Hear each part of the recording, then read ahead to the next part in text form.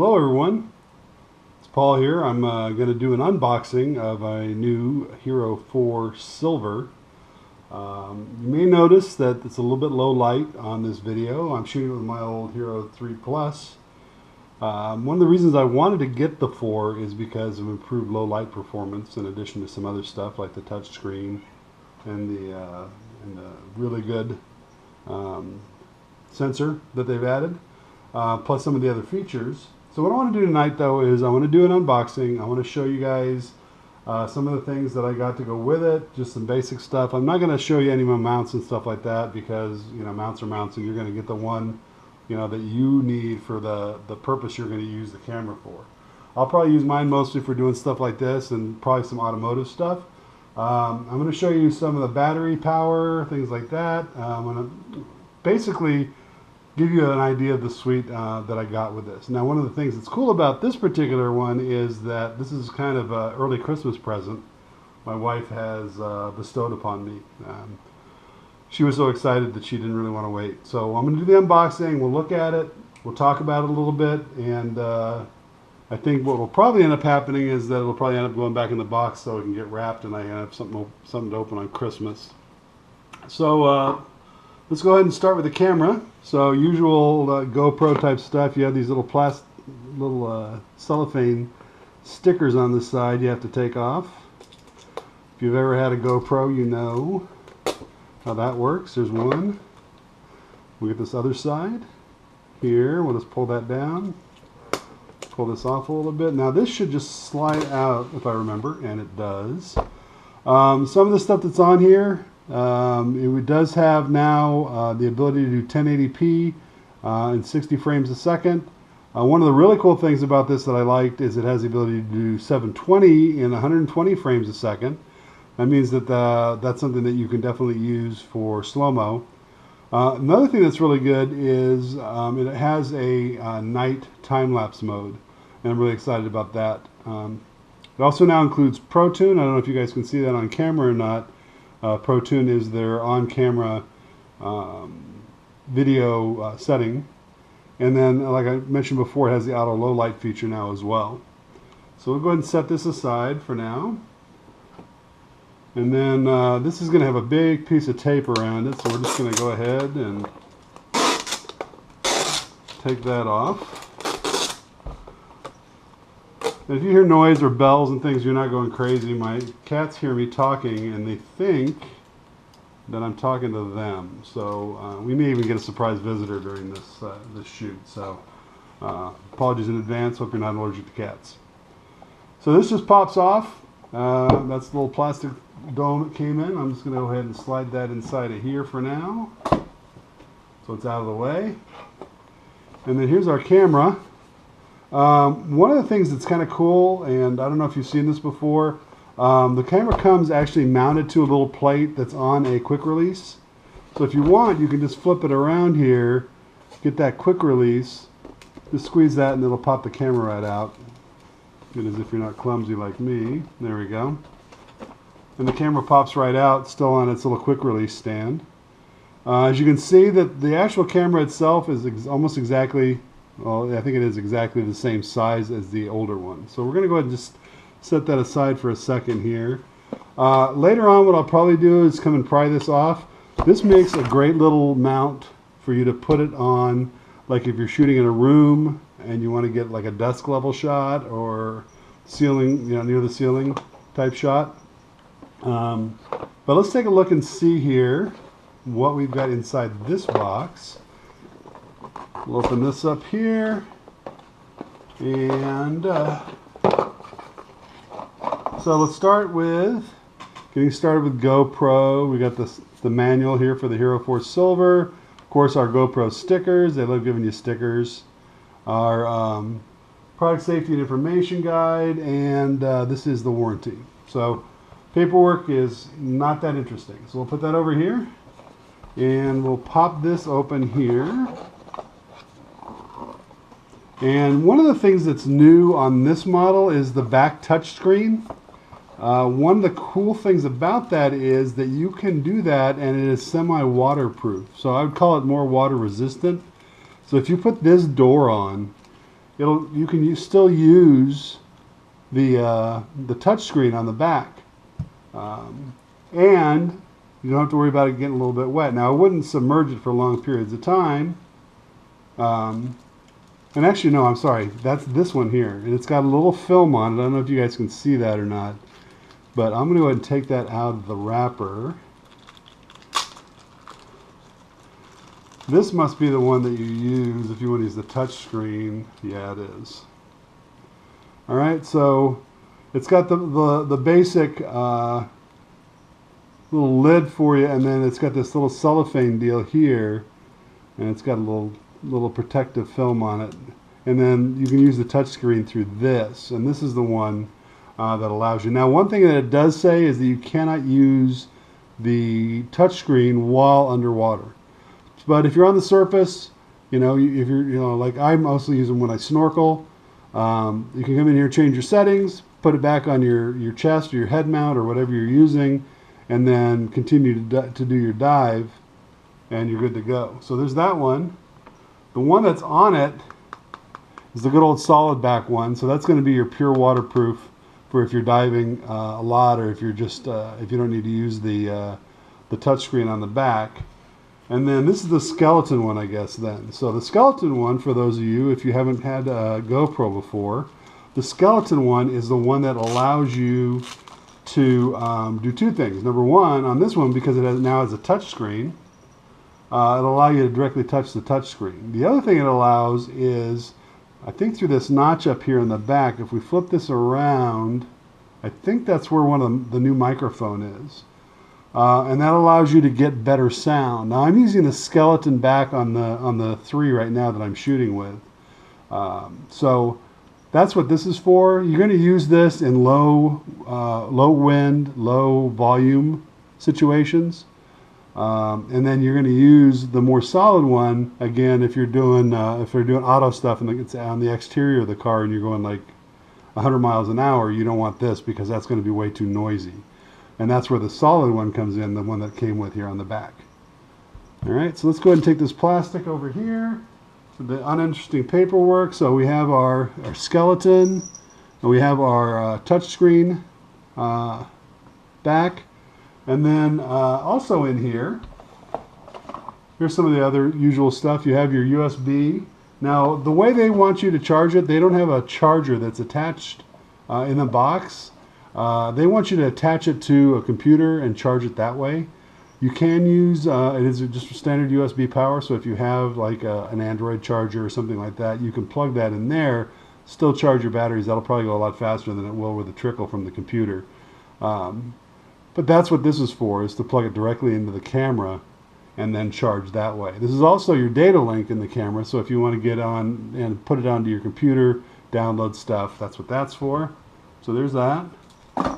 We have another side mount. So what this allows you to do, I don't know how easy it is to see, but this one flips this way, this one flips this way, so this will allow you to take something and put it on, for example, a traditional like mini tripod or tripod, or if you're going to mount it like onto a wall or a window with a suction cup, then it allows you to be out at a horizontal angle like this and still have the camera be vertical.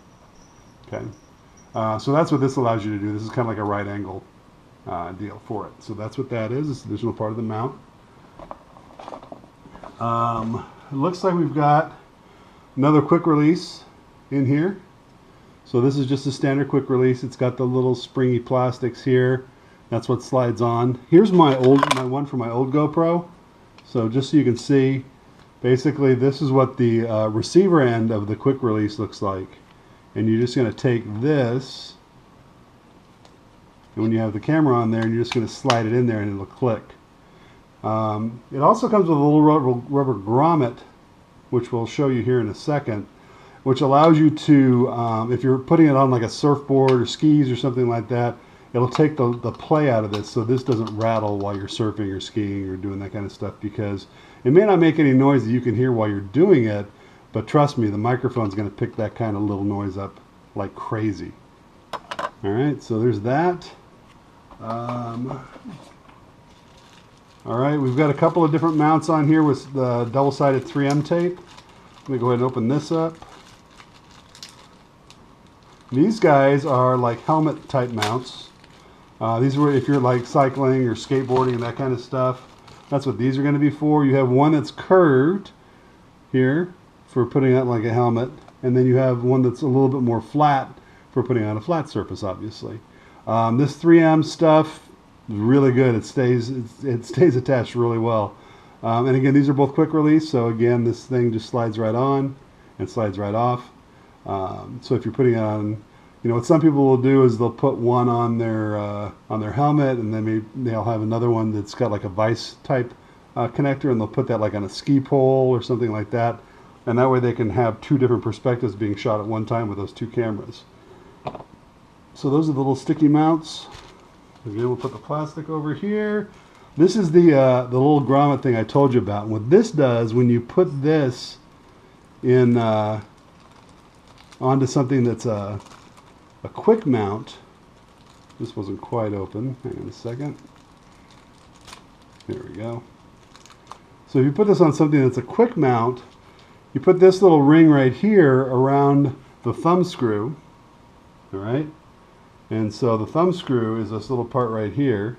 So you put that around there, and then once you have the thing in there, you're just going to slide this down into there where that little quick release is, and that's going to keep that from rattling around and coming loose or making noise.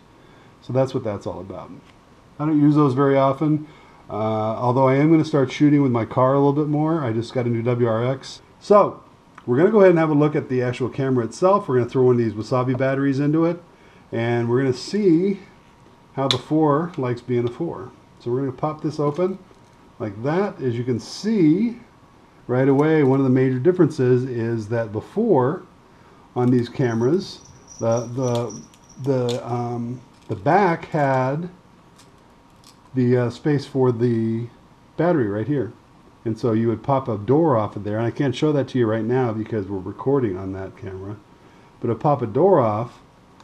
And now what we're going to do is we're just going to take the Hero 4 out of its case, and now the new place for the battery is right here, and we're just going to figure out how this opens. So alright, so we figured it out. It looks like basically what this does is this door just slides off. It's new, so it's a little sticky, and of course now that I said that, it's not going to do it. There we go. Oh, it doesn't slide off, it pops open. If you look here, you'll see there's the little pins right here for the connectors. So I'm just going to take this guy here, and he's going to slide in, and these pins here will mate up with these pins here. And there we go. There's a little tab here to pull that out when we want to change the battery. We're going to close that, and there we go. All right, one of the things that the 4 has that's new is the ability to do what they call instant record. And so if you've got a live battery and you've got a memory card in it, all you have to do is hit the button here like you're going to record, and it'll automatically start the camera from this state, the turned off state. I'm going to hit that button now. Since it's not set up and there's no memory card in it, it's not going to do that for us. Speaking of memory cards, I'm going to go ahead. The other thing my wife got me was this 32 gigabyte card. It's an Extreme SanDisk. When you buy cards for the GoPro, you always want to look for the category 10. I actually don't think they call it a category, but that's the rating for speed on it. And if it's not that fast, the camera's not going to really be able to write to it properly. So you always want to make sure it has that 10 designation. We're going to pop this open, and I'm probably going to have to get something sharp here. So let's grab this pocket knife.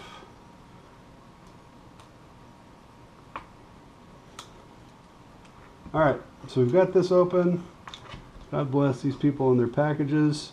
Like most of these cards today, it comes with the regular SD adapter, but what you really want is the micro, because that's what's going to fit your camera. Go ahead and pop that out. There we go. Put this over here. Now this works the same as the old GoPros. When I say old, the 3s and 3 Pluses and stuff. So this little door just comes out here. The plugs that hold it in are just the connectors. And there's a little slot right there where you're going to put your card. And we're just going to go ahead and slide that right in there. Alright, that's on. You can do it, if you want to, you can operate the camera without the door. I always recommend having the door closed. It keeps, you know, things out of the camera. Dust and such, I would suppose. So if you hit the power button now, we should, there we go. Hero 4 pops up on there. Okay, and hey, look at this. So here we see we have a live preview. The standard mode here looks like by default was the 1080s 30 widescreen. So we are recording right now on this guy. Hello, how are you? I may take this and edit it in so that you can see kind of what this picture looks like. The one thing that I immediately notice is as I look at this screen here, it's very bright and clear. When I look at my preview on my GoPro app here on my cell phone, I don't know if you can see this or not, but the difference is pretty stark. This is much brighter, and so I don't know if that's representative of the shooting that we're doing, or if that's just the monitor, and that's the difference there. So so there that is. If you want to get the menu, there's a little button on the side here with a wrench on it. If you tap that, it'll bring this up, and we can choose here. Okay, so now we've got that ready. Now it's just a little touch screen, which is really very responsive. I want to change this to a 60 frame a second. There we go.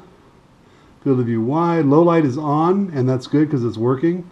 Also has spot meter and Pro Tune. I'm not going to mess with Pro Tune right now because I want to mess with the camera a little bit and see how that stuff all works. But we can just go back up here to the top. Click exit, and we're back to having the preview here where you can see exactly what's going on. Really cool thing here is, it looks like it did stop recording, so I'm going to go ahead and start recording on this. You can always tell when it's recording because of the flashing red light. Okay. Do have the low light designation here, and we do have the 1080s 60 frames per second widescreen. And so here's all the stuff that I was showing you guys a little bit earlier that are in the box and in the additional stuff that my wife got for me. I should call her Brandy. Her name is Brandy. So instead of just calling her my wife. The mounts and stuff, and here is the case for the camera, and then this is the aforementioned old Hero 3 charger. So the camera is very much the same size and weight and everything. One of the things that I always wondered about was why they didn't have a preview on the back of this, because when you're setting these up, if you're going to do a static shot, if you don't have, if you're not going to go ahead and use the your cell phone for the viewfinder on it, it's really hard to get a shot and get an idea of what you've got in frame. This way you can see, you know, as you put it on the tripod or on the mount or whatever it is, it's going to give you a much better idea of what you're actually getting framed up. All right. One of the big differences here is that it doesn't have the Bluetooth button here on the side that's dedicated. I believe if you press and hold this, or press it twice and hold it, that'll turn the Bluetooth on this. Or not the Bluetooth, the Wi-Fi.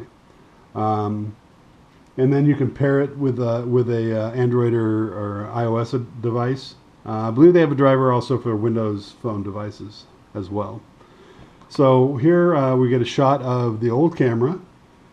Now if I want, I can go ahead and just take this and pop it right into the case. That way the lens is nice and protected. The way this shuts is really easy. You just close it. You can see it's got a little rubber gasket around it. That's what makes it waterproof. The camera itself's not waterproof. The cases are. You just bring this up here, close it like that. There we go. Now it's ready. It's good to be mounted. If I want to do it like I was talking about, you can take this guy here. I can put it over here. And we'll slide that in. There we go. Get a nice little clack. And so now I have two cameras going, and I'm recording from two different angles. Obviously now later I can edit this in together, and hopefully I'll have time to do so. So that's what's in the basic unboxing here for the Hero 4. I'm really excited to kind of mess with these a little bit. I'm probably going to take probably take the 3 and put it on the outside of the car when I do some runs. We're going to do some kind of mountain or kind of forest road type runs in the cars. So I'll probably put one on the outside and I'll probably put one on the inside, probably the newer one, and mount it so that I can have shots of what it looks like while I'm driving, as well as telling you about what's going on with the car at the time. As always, if you have any comments or questions, please put them in the comments below. I'll endeavor to start doing a few more videos. I've got enough equipment now to actually shoot stuff. I've also got a 35mm DSLR that I can shoot video with.